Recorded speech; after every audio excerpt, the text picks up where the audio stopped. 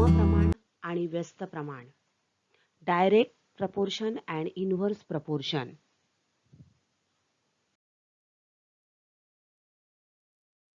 समप्रमाण म्हणजे काय?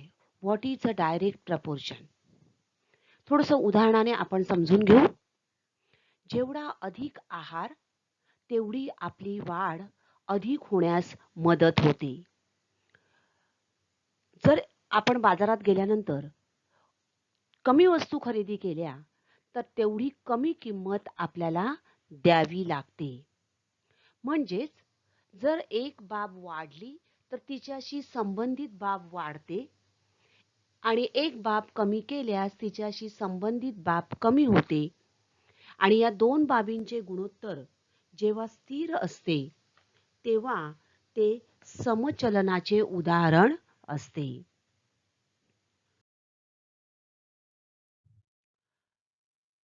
For example बघा, आपण जेवढी साखर चहामध्ये जास्त घालू किंवा कॉफीमध्ये, दुधामध्ये, तेवढी आपल्याला ती कॉफी किंवा तो चहा जास्त गोड लागणार आहे.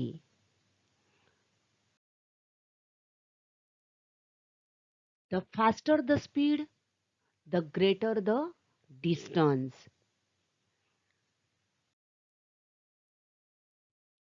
Some more examples of direct proportion. The more number of persons, the more food is required. आपल्या घरी जर जास्त माणसं आली तर साहजिकच आपल्याला जास्त जेवण लागणार आहे.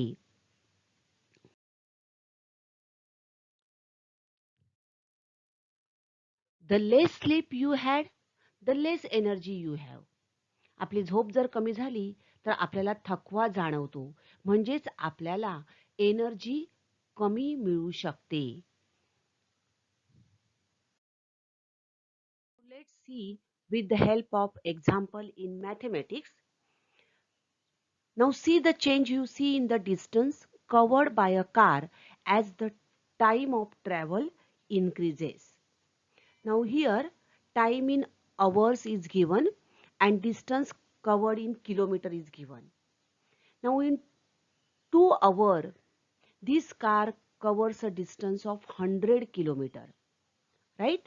Next, in 3 hours it covers the distance of 150 and in 4 hours it covers the distance of 200 kilometer. Now see the ratio of these, that is 2 upon 100. So it will be 1:50. Then 3 upon 150. It is also 1:50, right? And 4 upon 100. This is also 1 upon 50. That is 1:50.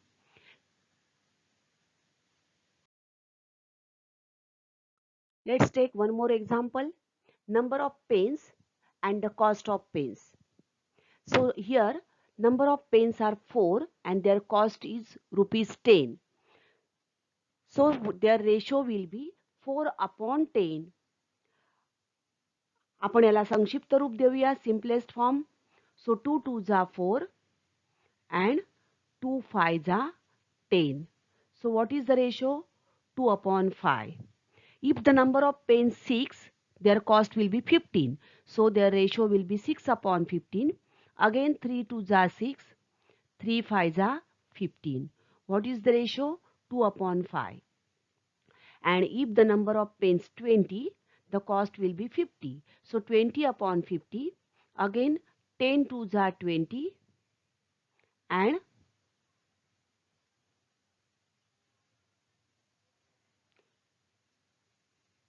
10 5s are 50. Right? So 2 upon 5. Now observe this example carefully. As the number of pens increases, their cost is also increases. In the previous example, hours and distance covered by car. Now in all these examples, the ratio is constant. गुणोत्तर काय आहे? स्थिर संख्या आहे. The ratio remains the same or constant, and therefore this is an example of direct proportion.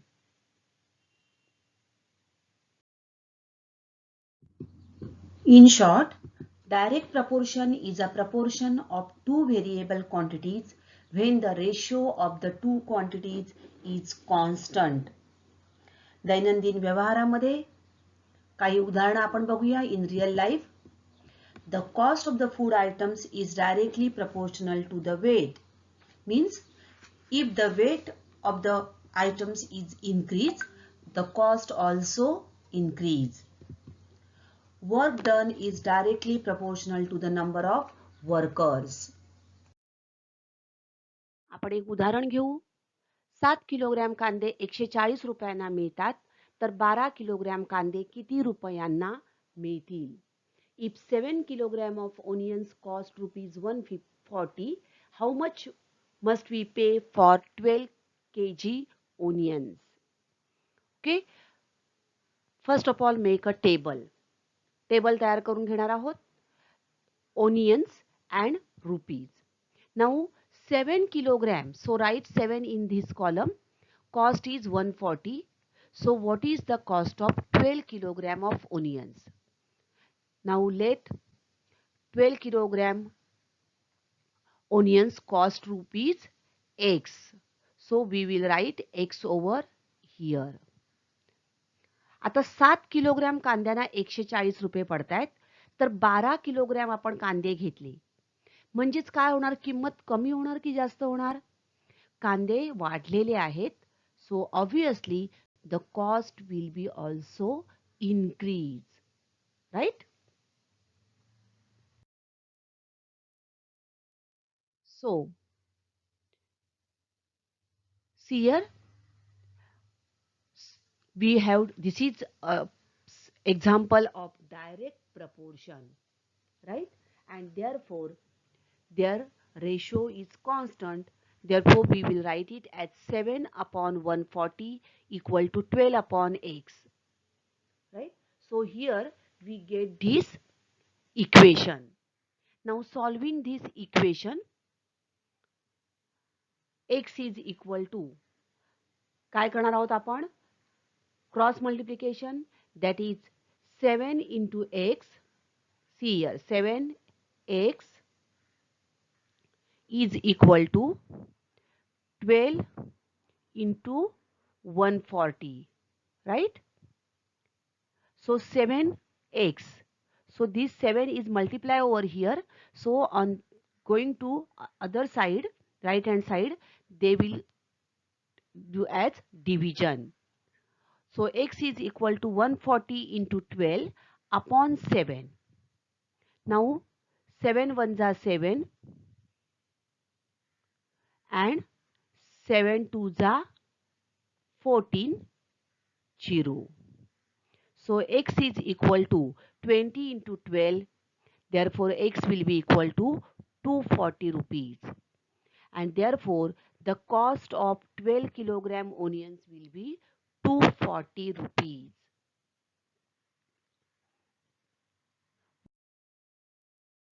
Next, 600 रुपयांमध्ये 15 पेंढ्या कडबा मिळतो, तर 1280 रुपयांमध्ये किती पेंढ्या कडबा मिळेल?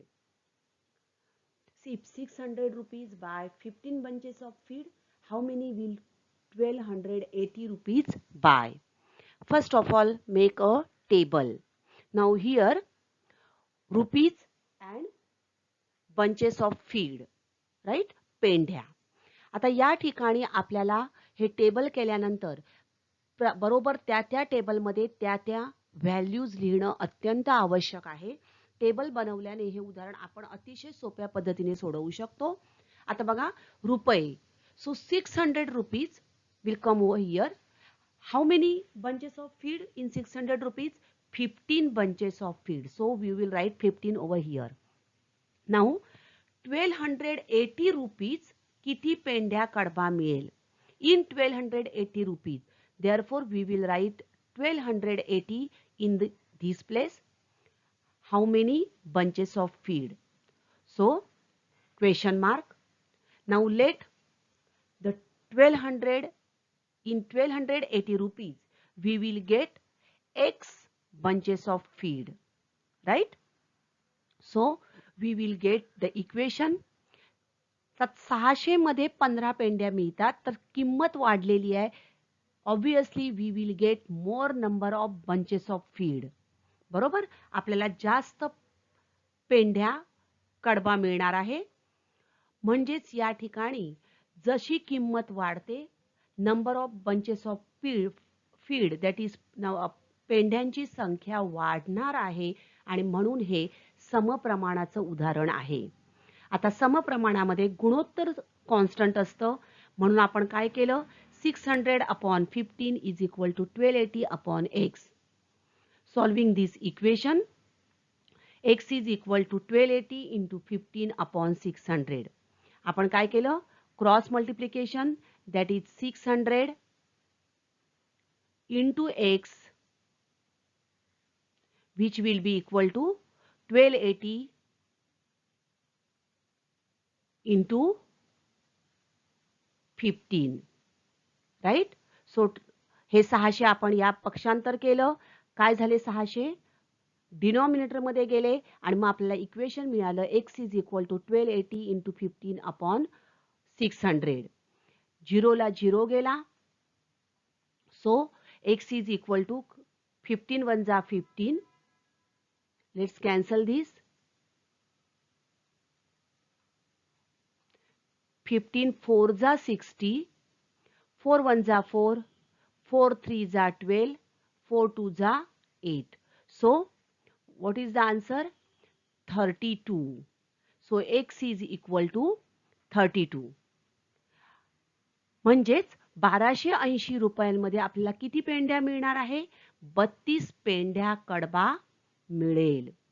So we will get 32 bunches of feed in 1280 rupees.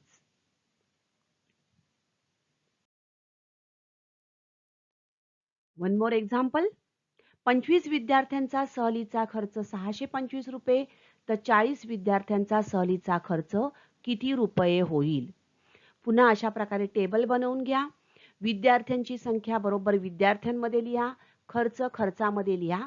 25 विद्यार्थ्यांना 625 रुपये तर 40 विद्यार्थ्यांना किती.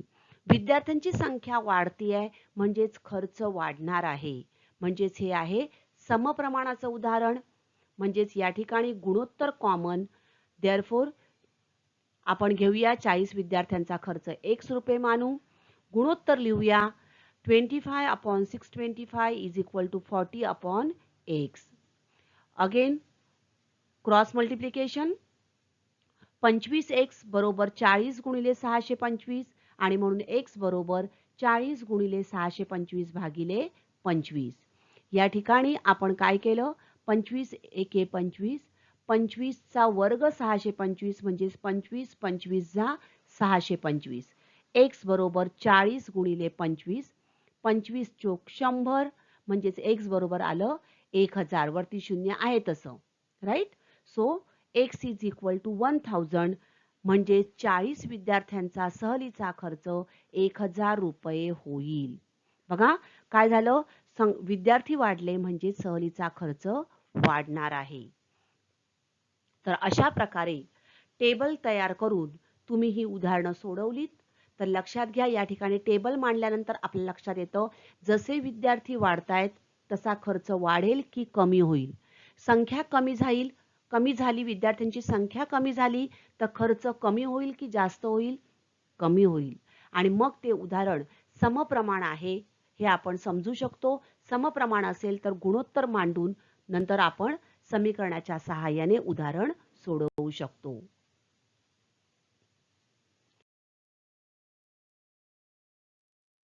दोन मोबाईलची किंमत 16,000 रुपये आहे. असे 13 मोबाईल खरेदी केले तर एकूण किती रुपये लागतील. मोबाईलची संख्या किंमत रुपीज मध्ये. दोन मोबाईलची किंमत 16,000 तर 13 मोबाईलची किती. काय होणार आहे किंमत वाढणार आहे म्हणजे समप्रमाण. सो 13 मोबाईलची किंमत आपण ₹1 आहे असं मानू. आता किंमत वाढेल म्हणजे समप्रमाण. आपण इक्वेशन केलं. 2/16,000 is equal to 13/x. x बरोबर 13 into 16,000 upon 2. 2 1 जा 2, 2 8 जा 16 and 3 0. So 13 into 8,000 that will be equal to 13 8 जा 104. तर 1,04,000 रुपये. म्हणजेच 13 मोबाईलची किंमत किती होणार आहे? 1,04,000 रुपये होईल. अशा प्रकारे टेबल तयार करून ही उदाहरणं तुम्ही सोडवू शकता. Thank you.